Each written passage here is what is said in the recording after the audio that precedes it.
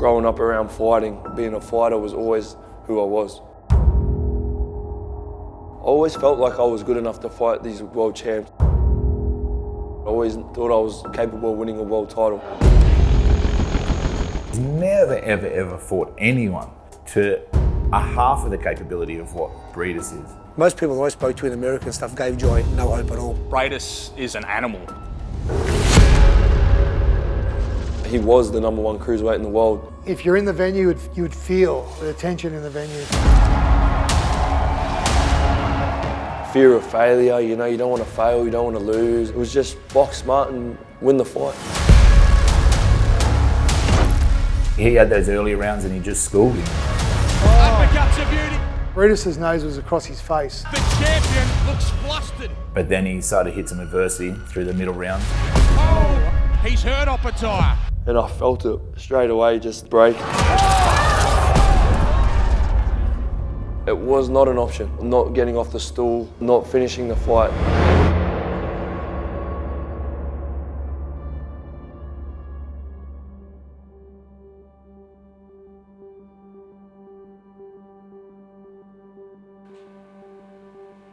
These are the wraps from my first ever fight when I was 8 years old. When you had kickboxing, you used to be like little 8-year-olds and you'd tape big bombs on your hands. There was barely any rules, it was dodgy back then. I think this is actually my first ever fight training, 2003.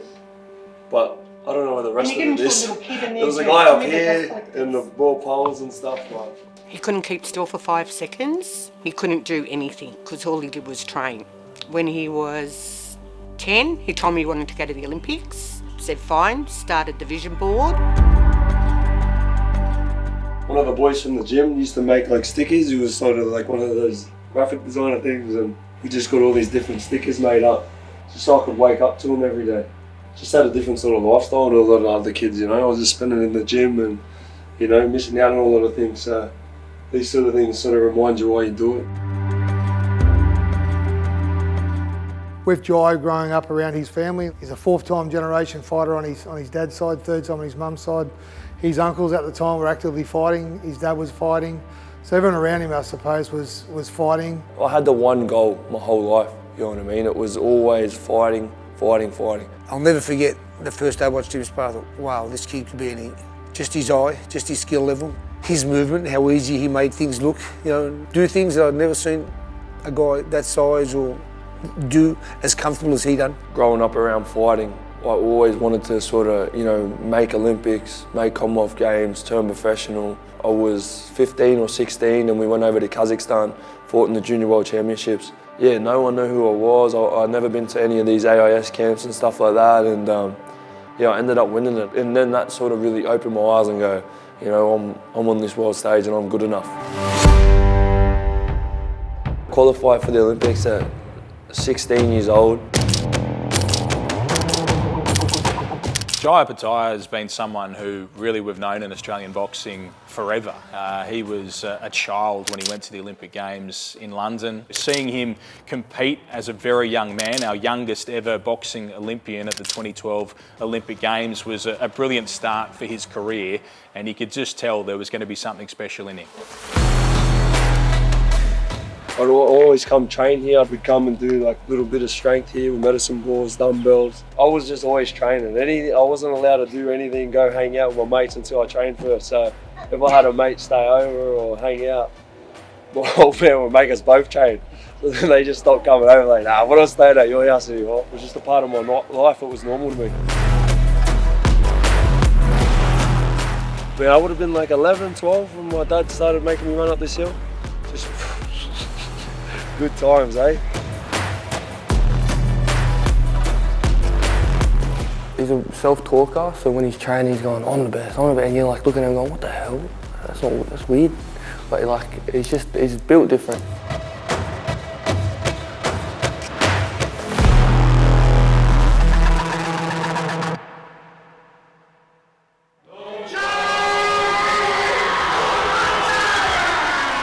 Turned professional 2015, I think I had my first pro fight, and that was in New Zealand on a Joseph Parker undercard.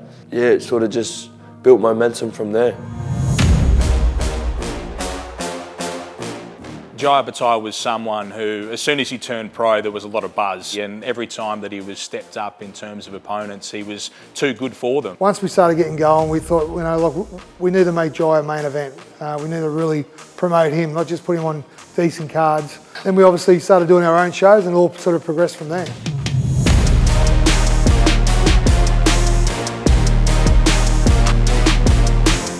Start of my pro career, my left hand was terrible. It was probably my third pro fight that I fractured it in 2 different spots. He broke it in the second round. He fought the whole 10 rounds. If you saw the guy's face, he just jabbed his face off the rest of the fight. You know, we never got surgery or anything because back then we really couldn't afford it and stuff. You know, it was like a $12,000 surgery. We just got to freaking ice it.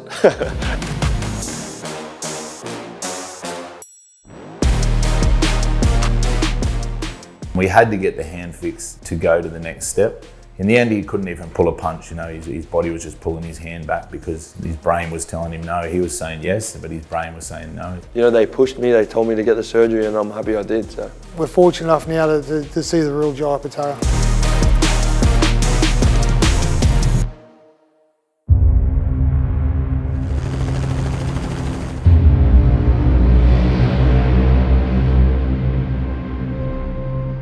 We had gone through so much to get to that world title, and it was a big jump from my past competition to Briedis. You know, like he was the #1 cruiserweight in the world. My competition before that was nowhere near that sort of international level. He just hadn't fought the level of opponent that Mairis Briedis was or had fought himself.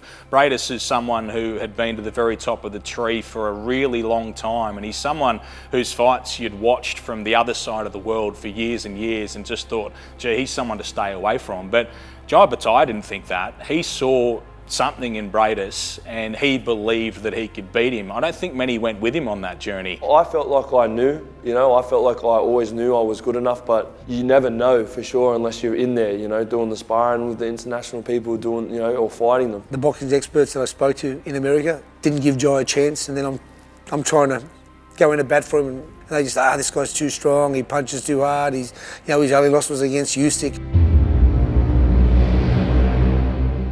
The world title fight was just one big shit fight, for us. We were training for it. We didn't know if we were going to get it, the title fight, but we sort of finished one fight. I think it was in November or something like that, and then there was talk that we were going to get it, and it was going to be in February, I think. So we ripped into training, and we trained all over Christmas, and Briedis got sick, and then we kept training again, and then Jai broke his ribs.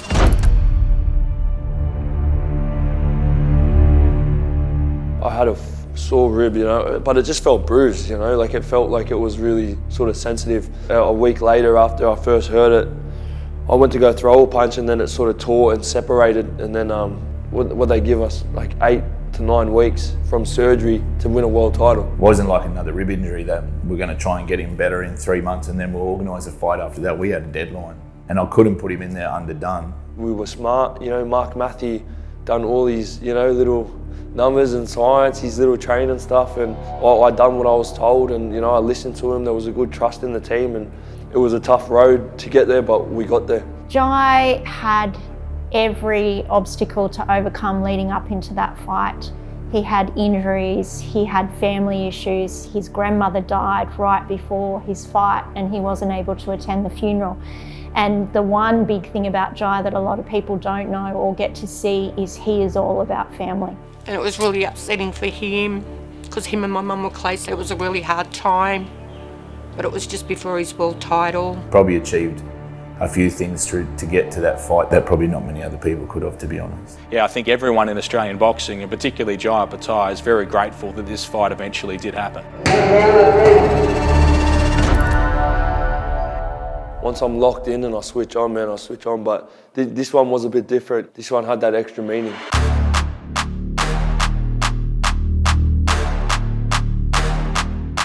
I felt like I did go to another level. Physically, I went to another level. Mentally, I went to another level.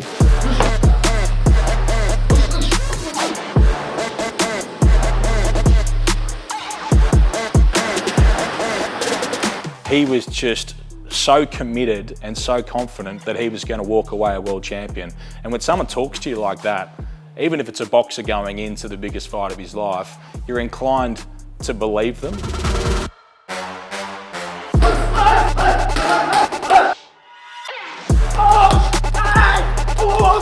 our mental aspect was that this guy couldn't beat us. So we had to go what we call with the full bank. So when we go into a training camp, we have a full bank. We deposit every day with no withdrawals. And every time you miss a training run or have a shit training or make an excuse to do something, it's a withdrawal. You know, we try and limit our withdrawals and we deposit every day.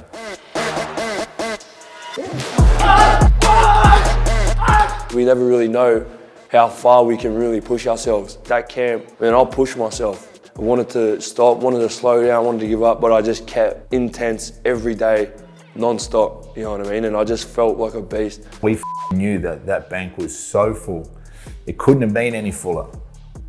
So then we just had to see what happened.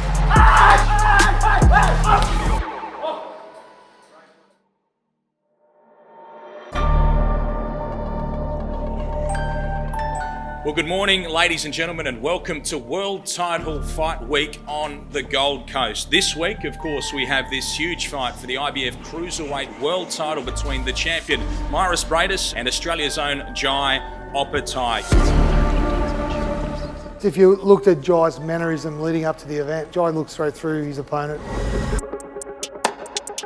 Jai felt a little bit disrespected by Briedis as well, because Briedis didn't give Jai any sort of acknowledgement leading up to the fight. Heard many times about Hungary. When we meet in the ring, I will feed him because he's very, very hungry. All these fucking crocodile hats, suits, it doesn't mean nothing to me. All that matters is that fucking title.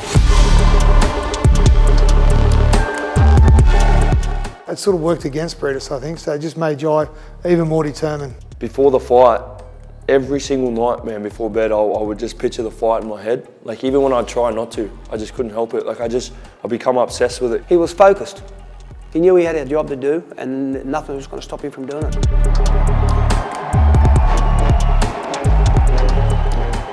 Briedis is an animal. He's a big puncher, he's a brutal man, and I think that he assumed that he would just be too strong for Jai Opetaia. He'd be too tough. He had the credentials, he had the boxing record, and he had the full kit of natural abilities and strengths to walk through someone like Jai Opetaia. Well, so he thought.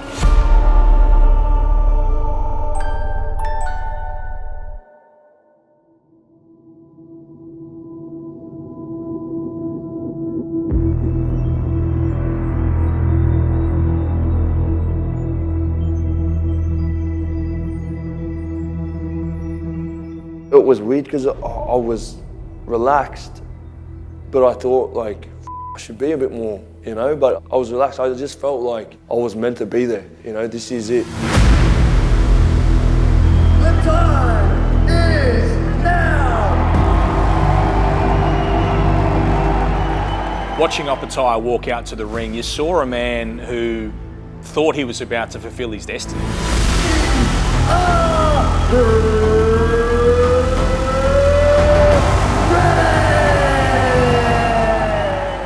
It was a big crowd and a lot of people that he knew were very close to him walking out there, but I don't think he noticed any of it. He was just heading out there to do the business, to do what he believed he was going to do, and to do what he'd talked himself into for such a long time. This was someone who'd thought about this particular moment for such a very long time.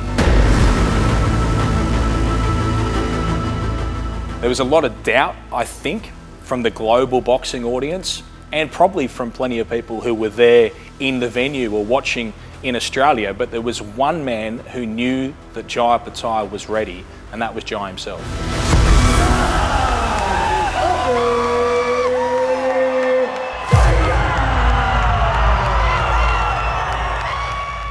I knew I had every tool to beat him. I knew I was capable of beating him.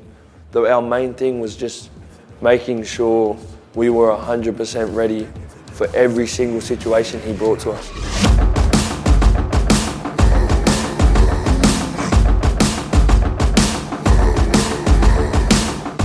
Jai Opetaia got out there in that first round and he established himself. He made Briedis respect him. I think after the first 3 minutes, we knew that he was going to be there as long as he possibly could. And what he'd said that week and a half earlier was true. He was ready for this. Box, stay long, boxing, beat him to the punch, move, stay off the centre line, Don't give him a chance to set himself, get in there with the power punches, and just use your youth and speed. Styles make fights. And Giles, stylistically, is maybe one of the hardest guys to fight. He's very hard to hit. He's quick. He does things that big guys don't do, and it made it very, very difficult for his opponent.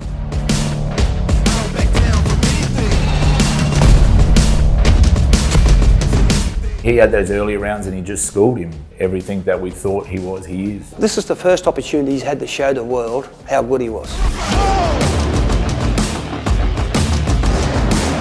Then he started to hit some adversity through the middle round.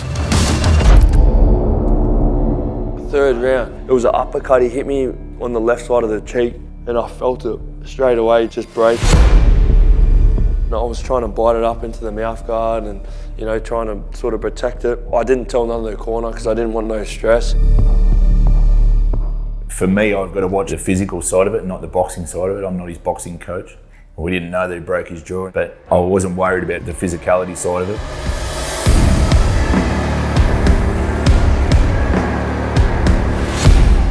No, we had no idea really, because Jai was still boxing so well. He was having really strong rounds. They were close rounds, but he was winning the rounds through the first half of that fight. And he was doing so not only by boxing, but also at times by taking it to Briedis, and he was happy to do that. It was very uncomfortable, man, but I think the adrenaline sort of kept a lot of the pain away, but you just got to keep pushing, man. You just got to get it done.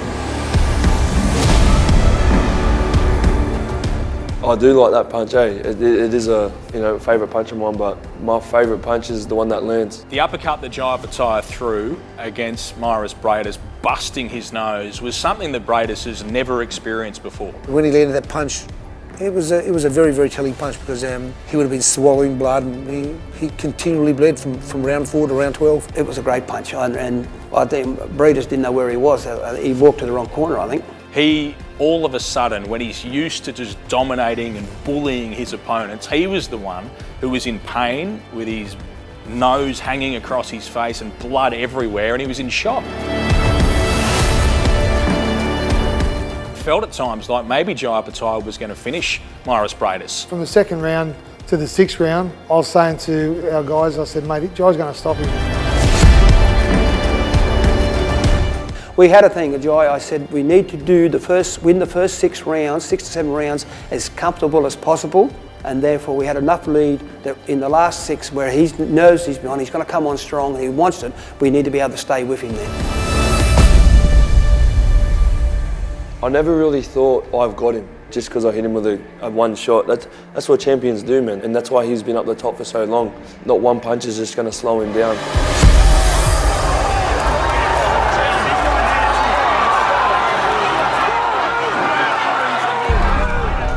It was the 7th round, I started getting a little worried. I thought, mate, that wasn't a great round. Briedis knew that he was well behind going into the second half of the fight. He essentially threw all of his tactics away, Mairis Briedis. He just went, well, I'm going to have to give myself a chance of winning this fight by pushing forward, taking away the boxing ability of my opponent and making this into a war.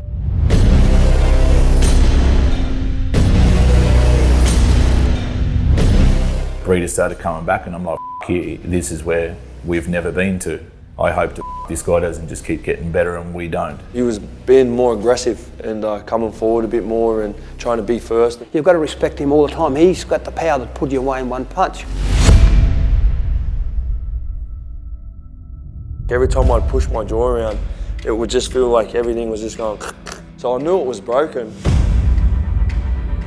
Couldn't even hide anymore, my jaw was just sagging down, I couldn't really pick it back up. Between rounds 11 and 12, that minute between rounds, when we knew for sure that Jai Opetaia had an extremely badly broken jaw. When I seen him sit down, I could see his teeth were like a bit distorted and I could see his jaw was hanging on one side, so I thought, wow. Just finish the fight, like that was the only sort of thought I had in my head. As I'm cleaning up the blood, I knew he was winning the fight, I knew he was up, but I also knew that he was badly injured. His trainer and his corner, they could have been forgiven for pulling him out. Fair enough, he's clear and ahead in a world title fight, but he was badly broken at that point. It was not an option, not getting off the stool, not finishing the fight. Didn't cross my mind. It was a goal we set, and it was something that I was going to do.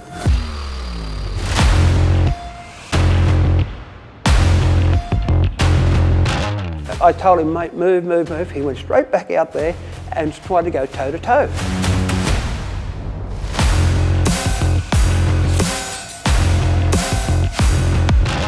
Ten seconds into the fight, Briedis is obviously chasing him to try and hit his jaw. He hits him with a big shot, and Jai calls him on to stand there and go toe to toe with him. My jaw was hanging halfway on my head, but I wanted him to know, like, I'm here to earn this. Even my corner was just yelling out, run, run, like, box, run.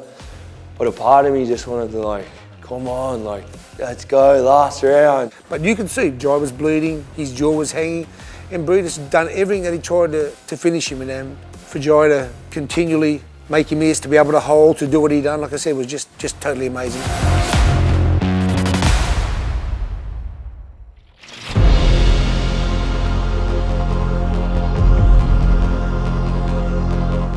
Nothing was going to stop him that day. He would have had to kill him to stop him, but nothing was going to stop him. Ring that bell. I was looking up the clock. Ring that bell. Ring that bell. It was just something quite incredible to watch a man who is clearly disfigured and busted go exactly where they shouldn't be in order to win something so very special for them and for the country and for the sport as well. Definitely the journey it took to get there was a lot of motivation. I was willing to do whatever I had to do to win.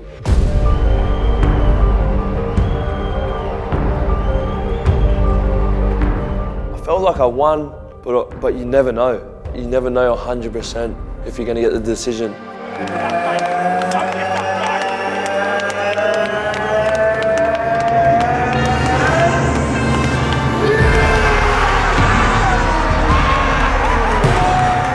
Once he said and knew, it was delirium.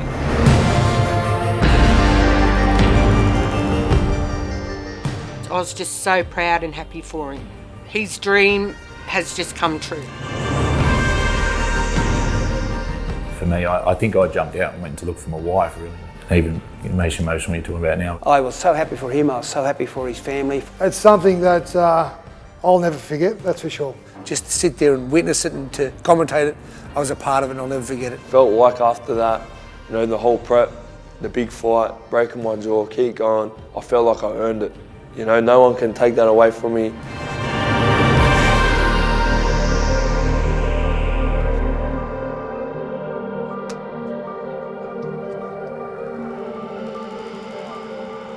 One of the guys asked, you know, does it normally break on both sides after it's broken on one side? And I said people don't normally compete after that time. You know, it's tough.